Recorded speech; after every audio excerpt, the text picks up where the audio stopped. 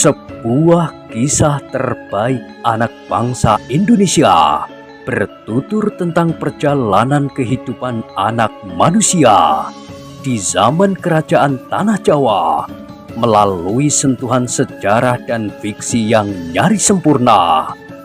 Dengan bangga kami persembahkan satu di antara karya terbaik dari Eza Mintarja yang berjudul Kisah Jejak di Balik Kabut.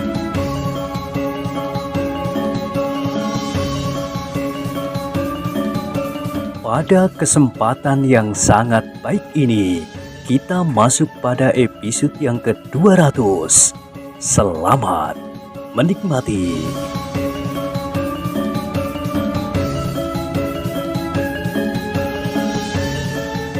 Pada episode sebelumnya telah diceritakan, di segarnya udara pagi, kuda-kuda itu pun berpacu dengan kencangnya. Jalan-jalan yang mereka tempuh tidak termasuk jalan yang ramai. Karena itu, maka mereka dapat memacu kuda mereka tanpa banyak hambatan. Angin yang mulai berhembus terasa dinginnya di wajah. Dedaunan pun mulai berayun perlahan-lahan. Burung-burung liar berkicau bersahutan di lebatnya hutan kaki pegunungan. Ki Pananggungan tidak sempat menunjukkan kepada Wijang dan Paksi Pamekasan sebatang pohon semacam pohon beringin yang mempunyai beberapa macam jenis bunga. Ketika matahari mulai memanjat langit, ketiganya sudah berada di jalan yang langsung menuju ke pintu regol halaman rumah Ki Repak Rembulung. Kita memang harus berhati-hati menghadapi Ki Gede Lenglengan. Aku memperhitungkan bahwa Repak Rembulung dan Pupus Rembulung tidak akan membantu mereka. Setidak-tidaknya mereka tidak akan mencampuri persoalan kita dengan Ki Gede Lenglengan. Kita akan mengalami kesulitan jika saja Repak Rembulung dan Pupus Rembulung berpihak kepada mereka. Wijang dan Paksi Pamekasan mengangguk-angguk, sementara Ki Pananggungan pun berkata, "Aku nanti akan berterus terang kepada Repak Rembulung dan Pupus Rembulung siapakah kalian berdua." Ki Pananggungan akan berterus terang bahwa aku berasal dari Istana Pajang. Iya, dengan demikian Repak Rembulung dan Pupus Rembulung akan mengambil sikap sebagaimana diyakininya. Jika ia memang ingin memberontak, biarlah ia memberontak dengan sadar. Tetapi jika tidak, biarlah ia menunjukkan kesetiaannya kepada Kanjeng Sultan Hadiwijoyo. Wijang menarik nafas dalam-dalam, namun ia tidak menolak niat Ki Pananggungan. Bahkan mungkin Ki Gede Lenglengan akan dapat mengenalinya karena Wijang itu berada di padepokan Ki Gede Lenglengan sebagai Pangeran Benowo. Tetapi saat itu, ia terikat dalam pertempuran dengan orang lain, sedangkan Ki Gede Lenglengan telah bertemu dengan lawan bebuyutannya, seorang yang pernah dianggapnya mati, namun kemudian telah datang kembali bersama pasukan Pajang di padepokannya. Ketika mereka tiba di depan regol halaman rumah Ki Repak Rembulung, mereka pun menjadi berdebar-debar. Mereka tidak dapat membayangkan apa yang bakal terjadi di lingkungan halaman rumah Ki Repak Rembulung itu. Ketika ketiga orang itu kemudian turun dari kudanya dan menuntun masuk ke regol halaman, seseorang sempat melihatnya. Dengan tergesa-gesa, orang itu pun telah mencari Ki Repak Rembulung dan Nyi Pupus Rembulung. "Ada apa? Ada tamu, Ki?" "Siapa?" "3 orang. Seorang di antaranya adalah orang yang kemarin datang kemari, kakak Ki Repak Rembulung." "Kakang Pananggungan? Ia kembali lagi, bahkan bertiga." Ki Repak Rembulung dan Nyi Pupus Rembulung pun segera pergi ke pendopo untuk menyongsong ketiga orang tamunya.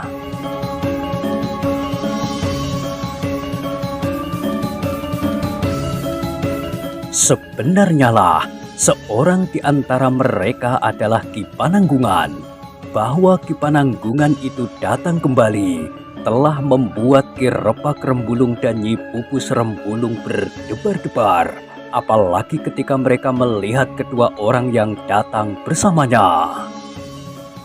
Apa sebenarnya yang dilakukan oleh Kakang Pananggungan? Desis Ki Repak Rembulung. Jantung Nyi Pupus Rembulung pun terasa berdegup semakin cepat. Dengan dada yang terasa berdebaran, Ki Repak Rembulung dan Nyi Pupus Rembulung turun ke halaman. Aku kembali lagi, Repak Rembulung. Kakang membuat jantungku berdentangan. Apalagi Kakang telah datang bersama dengan kedua orang yang pernah aku kenal. Aku akan menjelaskannya. Ki Repak Rembulung dan Nyi Pupus Rembulung kemudian telah mempersilahkan mereka bertiga naik ke pendopo setelah mengikat kuda mereka pada patok-patok yang tersedia di sebelah pendopo itu. Kakang, berkata Ki Repak Rembulung, kami sudah pernah bertemu dengan kedua orang anak muda ini, Kakang. Kedatangan Kakang bersama mereka agak mengejutkan kami. Bukan hanya agak mengejutkan, Kakang, tetapi sangat mengejutkan kami. Ki Pananggungan menarik nafas dalam-dalam. Kalian pernah bertemu dengan keduanya? Iya, Kakang. Keduanya pernah menolong kami. Pada saat kami bertempur menghadapi lawan yang terlalu banyak, keduanya datang membantu. Ketika kami bertanya, apakah alasan mereka membantu kami? Mereka hanya menyatakan bahwa mereka menganggap pertempuran itu tidak adil. Ki Pananggungan berpaling kepada Wijang dan Paksi Pamekaas dengan nada dalam. Ki Pananggungan bertanya, apakah benar begitu? Wijang menarik nafas panjang sambil mengangguk. Ia pun menjawab, iya, Ki Pananggungan. Namun Ki Pananggungan itu pun berkata selanjutnya, tetapi tentu ada alasan yang lain. Bukankah kalian pernah mendengar bahwa Kemuning pernah jatuh ke tangan orang yang bernama Bahu Langlang? Iya. Yang rumahnya kau bakar? Iya. Bahwa Kemuning telah ditolong oleh seorang anak muda? Iya, Kakang. Nah, anak muda inilah yang menolongnya. Namanya Paksi. Oh, jadi kaulah yang telah menolong Kemuning dan kemudian menolong kami? Bertanya Nyi Pupus Rembulung dengan serta-merta. Aku hanya melakukan kewajibanku kepada sesama. Nyi Pupus Rembulung menarik nafas panjang. Dengan suaranya yang berat, ia pun bertanya, ketika kalian berdua menolong kami, apakah kalian tahu bahwa kami adalah orang tua Kemuning yang juga pernah kalian tolong itu? Aku tidak ikut menolong Kemuning. Wijang pun menyela. Paksi termangu-mangu sejenak, namun kemudian ia pun mengangguk sambil berkata, iya, kami sudah mengetahui. Tentu Kakang Pananggungan yang memberitahukan. Iya. Kenapa kalian berdua tidak berterus terang? Mereka sedang mengemban tugas yang lain. Tugas yang sampai sekarang masih tetap berada di pundak mereka. Sahut Ki Pananggungan. Tugas apa, Kakang? Bertanya Ki Repak Rembulung. Ki Pananggungan termangu-mangu sejenak, namun kemudian ia pun bertanya, apakah Ki Gede Lenglengan ada? Ada, Kakang. Mereka semuanya sedang berada di dalam sanggar. Semalam mereka berlatih di udara terbuka. Pagi-pagi tadi mereka pulang, langsung masuk ke dalam sanggar. Latihan yang berat. Iya, Ki Gede Lenglengan memang memberikan latihan-latihan yang sangat berat sejak ia datang. Ia ingin anak-anak muridnya itu cepat menjadi orang yang berilmu tinggi. Tetapi orang yang memiliki ilmu setinggi Ki Gede Lenglengan seharusnya mengetahui bahwa kemampuan wadak seseorang itu sangat terbatas. Jika takaran latihan itu melampaui kemampuan kewadakannya, maka akibatnya justru akan menjadi sangat buruk. Ki Pananggungan mengangguk-angguk. Jadi sekarang mereka berada di dalam sanggar? Iya, Kakang. Kenapa? Nampaknya Kakang menjadi semakin tertarik kepada orang itu. Repak Rembulung dan kau Pupus Rembulung, berkata Ki Pananggungan. Kedatangan kami kemari sebenarnya lah bahwa kami membawa persoalan yang sangat penting. Menyangkut Ki Gede Lenglengan. Iya, kau tentu tahu bahwa Lenglengan adalah seorang buruan. Demikian pula dengan orang-orang yang menyertainya. Iya, Ki Gede Lenglengan sendiri pernah mengatakannya. Iya, dan sekarang aku ingin memberitahukan kepada kalian bahwa kedua orang anak muda ini menjunjung tinggi tugas dari Kanjeng Sultan untuk menangkap hidup atau mati Ki Gede Lenglengan. Ki Repak Rembulung dan Nyi Pupus Rembulung terkejut. Hampir di luar sadarnya Ki Repak Rembulung itu pun bertanya, siapakah mereka berdua? Namanya Wijang dan Paksi. Oh, Ki Repak Rembulung dan Nyi Pupus Rembulung itu pun mengangguk-angguk. Dengan ragu-ragu Ki Repak Rembulung pun bertanya, apakah mereka prajurit Sandi? Ki Pananggungan menggelengkan kepalanya. Katanya, keduanya bukan prajurit Sandi. Jadi, Repak Rembulung dan kau Pupus Rembulung, meskipun jarang, tetapi sekali-sekali kau tentu pergi ke kota. Iya, Kakang. Apakah kalian benar-benar belum pernah melihat wajah dari anak muda yang menyebut dirinya bernama Wijang itu? Ki Repak Rembulung dan Nyi Pupus Rembulung mengerutkan dahinya. Mereka mencoba mengingat-ingat wajah itu. Namun keduanya pun menggelengkan kepalanya. Ki Repak Rembulung itu pun menjawab, kami belum pernah melihatnya, Kakang. Hanya seorang yang mempunyai kedudukan lebih tinggi dari anak muda itu. Siapa? Kanjeng Sultan Hadiwijoyo. Jika demikian, siapakah anak muda ini? Kau pernah mendengar nama putra mahkota? Pangeran Benowo? Iya. Jadi aku berhadapan dengan putra mahkota Pajang?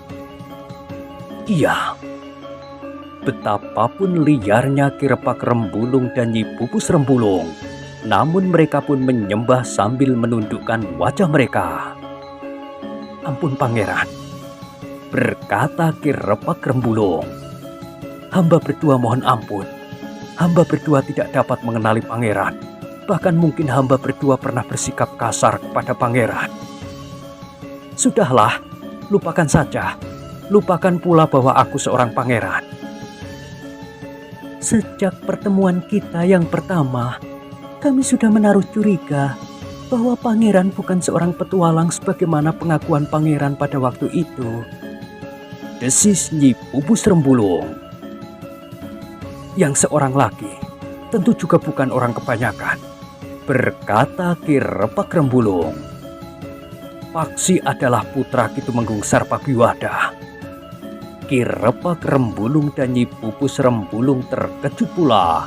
Hampir berbareng mereka berdua mengulang, Tumenggung Sarpabiwada. Tumenggung Sarpabiwada? Iya, kalian terkejut mendengar nama itu. Bukankah Ki Tumenggung Sarpabiwada itu salah seorang pengikut setia Haryo Wisoko? Iya, dan salah seorang putranya juga berada di sini bersama Ki Gede Lenglengan. Ya, sekarang putra Ki Tumenggung yang lain datang bersama dengan putra mahkota. Kau tidak perlu heran Repak Rembulung dan kau Pupus Rembulung. Paksi dan adiknya memang berbeda sikap. Paksi sempat menentukan sikapnya sendiri, sedangkan adiknya tidak. Ayahnya telah menyerahkannya kepada orang-orang yang kemudian membantunya menjadi pengikut setia Haryo Wisoko.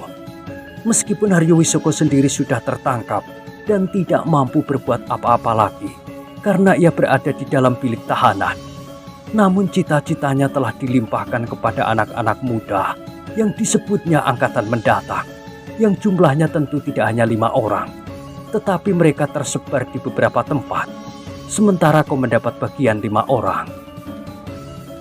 Ki Repak Rembulung menarik nafas panjang, sementara Nyi Pupus Rembulung pun berkata, semula kami memang bermusuhan dengan Haryo Wisoko. Namun kemudian kami tidak dapat menolak tawaran Ki Gede Lenglengan yang sudah aku kenal sebelumnya. Pangeran Benowo tidak akan mempersoalkan kenapa mereka semua berada di sini. Pangeran Benowo pun tidak akan mempertanyakan apakah kau berdua mempunyai hubungan dengan Haryo Wisoko atau tidak. Yang penting sekarang, bagaimana kita dapat menangkap Ki Gede Lenglengan. Ki Repak Rembulung dan Nyi Pupus Rembulung menarik nafas dalam-dalam. Jika demikian, kami mengucapkan terima kasih Pangeran.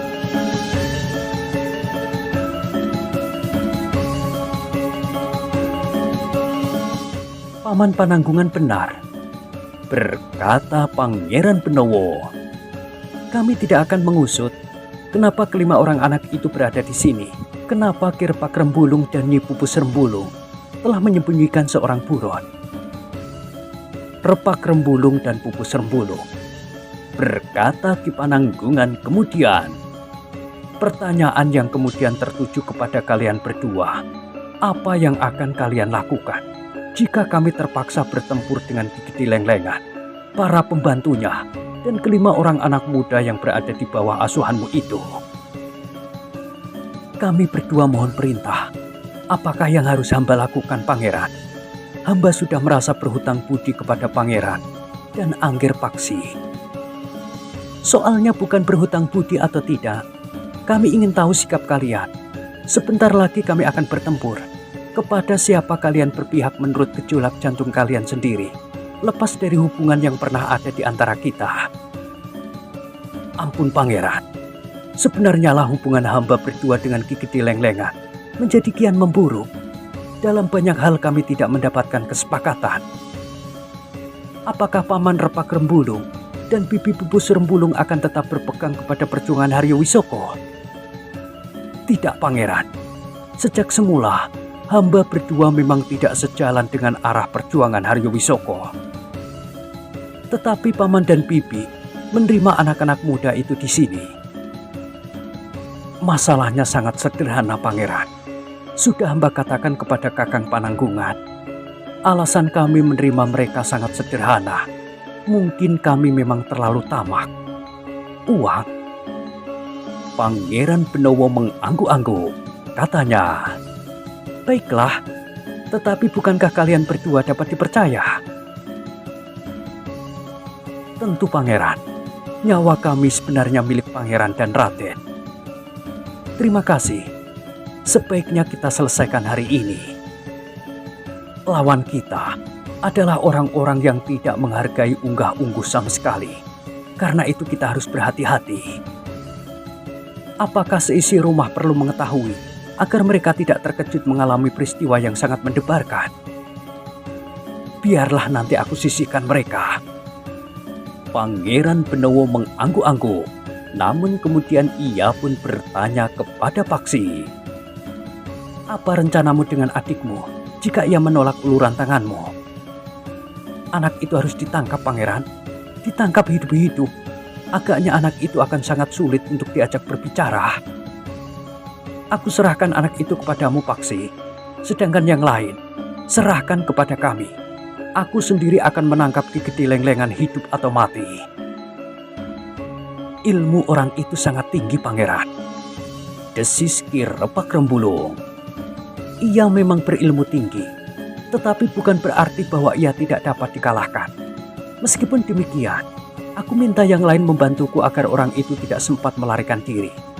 Ki Gede Lenglengan mampu bermain kabut sebagaimana dilakukan di padepokannya, sehingga ia terlepas dari tangan Ki Ajar Permati. Ki Pananggungan mengangguk-angguk. Katanya, baik Pangeran, kami akan berusaha mengatasi yang lain secepatnya, agar kami dapat ikut menjaga supaya Ki Gede Lenglengan itu tidak terlepas lagi. Terima kasih. Tugas ini adalah tugas yang berat. Kita belum tahu pasti tataran ilmu pengikut Ki Gede itu. Meskipun Ki Pananggungan pernah menjajakinya dan bahkan membunuh 2 di antara mereka. Mudah-mudahan kedua orang yang tersisa itu tidak memiliki ilmu lebih baik dari kawan-kawannya. Kakang telah membunuh 2 di antara mereka? Bertanya Nyi Pupus Rembulung. Ketika aku pulang kemarin, 3 orang mengikuti aku dan mereka berusaha membunuhku. Jadi Lenglengan sudah mencoba membunuh Kakang? Iya, ia telah mengirim 3 orang pengikutnya. 2 orang terbunuh. Seorang aku biarkan hidup untuk mengurusi mayat kawan-kawannya. Ki Repak Rembulung dan Nyi Pupus Rembulung mengangguk-angguk. Dengan suara yang berat Ki Repak Rembulung itu berdesis. Jadi Lenglengan itu benar-benar gila. Nah, kita akan menyelesaikannya sekarang.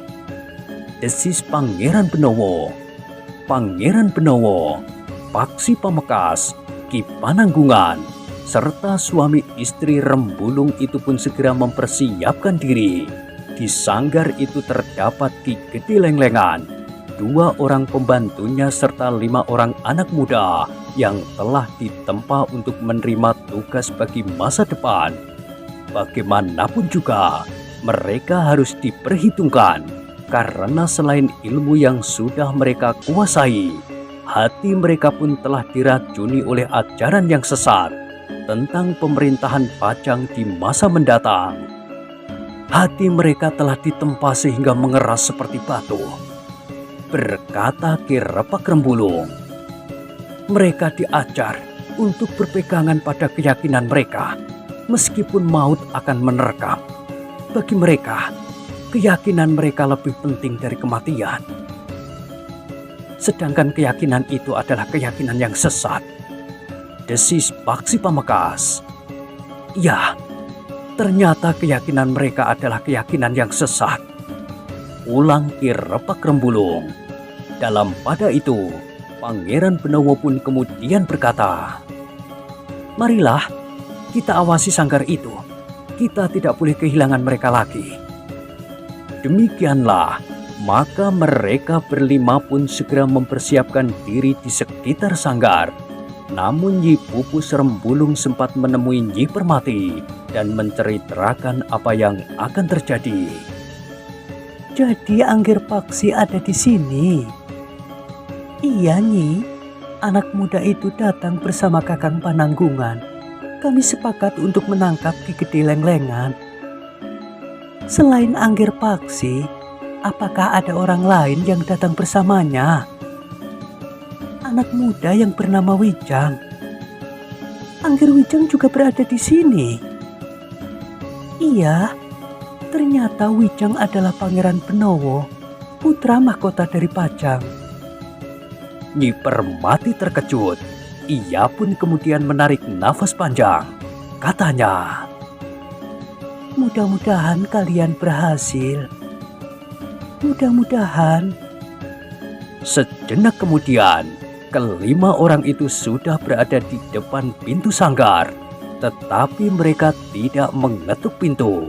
Mereka membiarkan orang-orang yang berada di dalam sanggar itu berlatih sampai mereka menjadi letih. Tanpa memberikan kesempatan beristirahat, mereka berlima harus segera berusaha menangkap mereka, hidup atau mati, kecuali adik Paksi. Paksi sendiri akan menghadapinya dan berusaha menangkapnya hidup-hidup. Beberapa saat mereka menunggu, agaknya latihan yang berat masih berlangsung di dalam sanggar. Mereka masih mendengar aba-aba Ki Gede Lenglengan serta derap kaki dan teriakan-teriakan yang menghentak.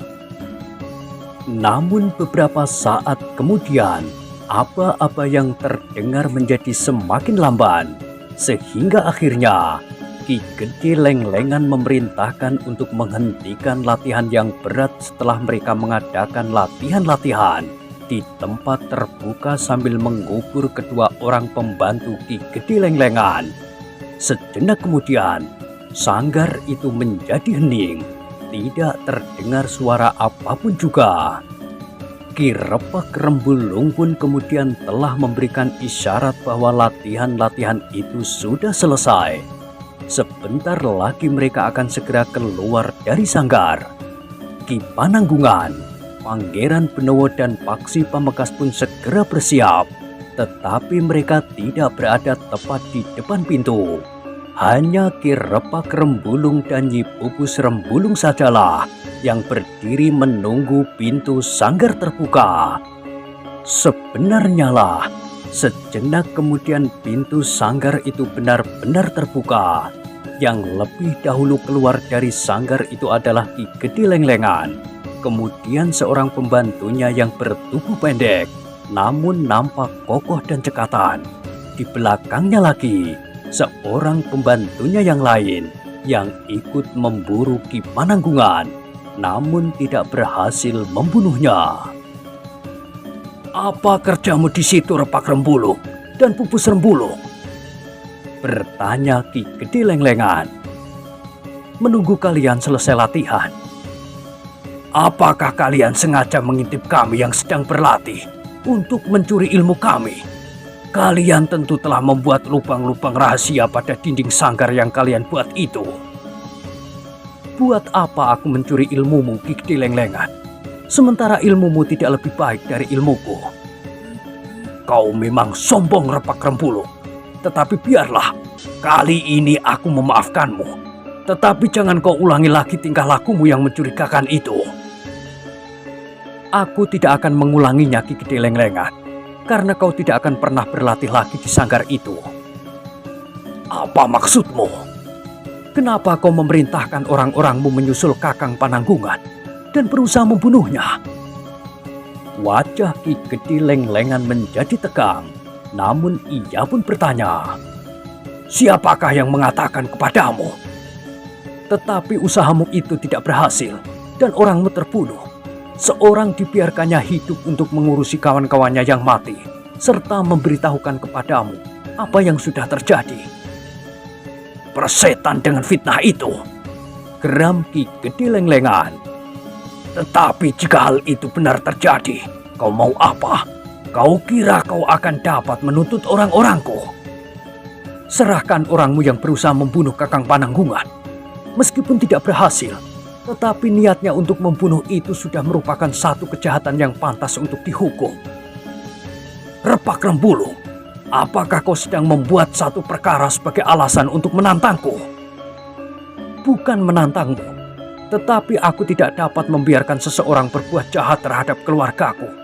Aku sudah bersedia bekerja sama denganmu, meskipun aku akan dapat menanggung akibat buruk.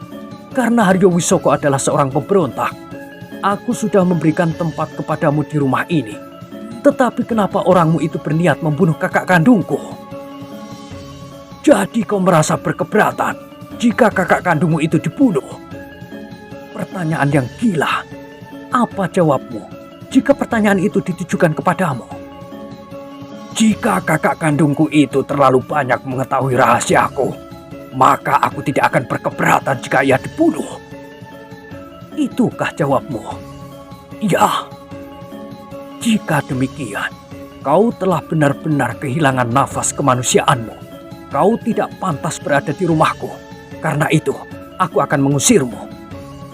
"Kau akan mengusirku?" "Iya. Aku tidak akan dapat hidup bersama dengan orang yang kehilangan kemanusiaannya." "Repak Rembulung dan Pupus Rembulung, apakah kau berniat untuk membunuh diri? Apa yang akan kau andalkan? Bahwa kau akan mengusirku dari rumahku sendiri? Kau membeli rumah ini dengan uangku, sehingga karena itu, maka sebenarnya rumah ini adalah rumahku." "Kau boleh mengigau apa saja, tetapi rencana pembunuhan terhadap kakakku itu tidak dapat dimaafkan." "Jika sekali lagi kau ulangi, aku akan membunuhmu." Ki Repak Rembulung tertawa. Katanya, "Kakakku ada di sini sekarang." Dahi Ki Gede Lenglengan berkerut, namun kemudian ia pun berkata, "Kau tidak dapat menakut-nakuti aku." "Aku tidak sekedar menakut-nakutimu. Ia memang berada di sini." "Seandainya ia ada di sini, aku juga tidak takut. Kau, istrimu dan kakakmu akan segera mati. kakakmu yang malang itu ternyata telah menyongsong kematiannya sendiri dengan kembali lagi kemari. Kakakku seorang yang berilmu tinggi. Sebenarnya ia bukan pembunuh. Tetapi jika ia menjadi marah, maka kematian akan dapat terjadi.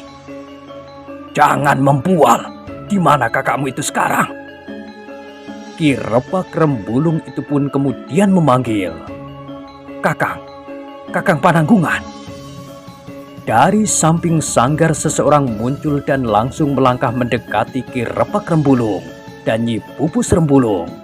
Dengan serta merta Ki Pananggungan itu pun berkata, "Ya, orang inilah yang telah mencegat aku dan berusaha membunuhku bersama 2 orang kawannya.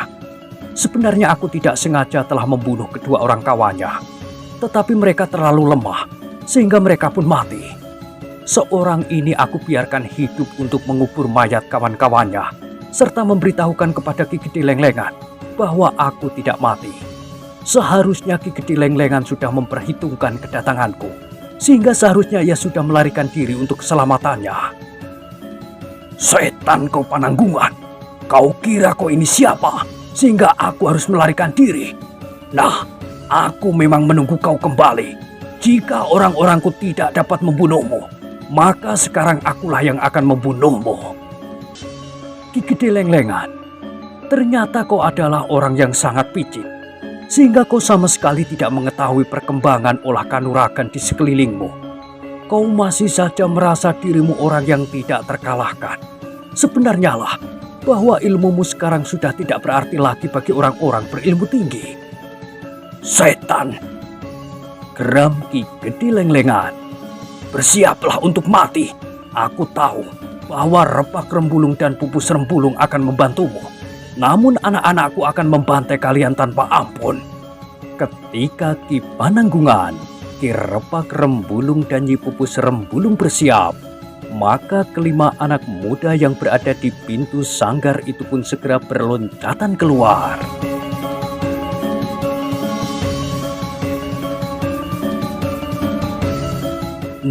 Nah, bagaimanakah kisah selanjutnya? Silahkan ikuti terus kisah Jejak di Balik Kaput pada episode berikutnya. Sampai jumpa.